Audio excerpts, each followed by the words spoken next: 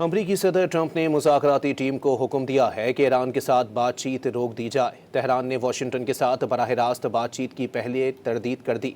अमरीकी अहदेदार के मुताबिक सदर ट्रंप ने ईरान की तरफ से अपने मुतालबात तस्लीम ना करने पर मायूसी का इजहार किया है। मुज़ाकराती टीम को हिदायत की गई है कि ईरान से उसी सूरत में मुज़ाकरात किए जाएँ जब वो अमेरिका की मर्जी के मुताबिक डील पर राजी हो जाए। ईरान की मुज़ाकराती टीम के करीबी ज़राए के मुताबिक इस्लामाबाद मफाहमत की खिलाफ वर्जी के बाद अमेरिका से बराह रास्त मुज़ाकरात नहीं हुए। ओमान से आपना हुर्मस के हवाले से मुज़ाकरात का भी अमेरिका से कोई ताल्लुक नहीं।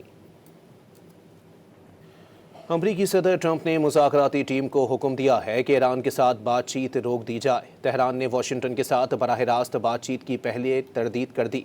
अमरीकी अहदेदार के मुताबिक सदर ट्रंप ने ईरान की तरफ से अपने मुतालबात तस्लीम ना करने पर मायूसी का इजहार किया है। मुज़ाकराती टीम को हिदायत की गई है कि ईरान से उसी सूरत में मुज़ाकरात किए जाएँ जब वो अमेरिका की मर्जी के मुताबिक डील पर राजी हो जाए।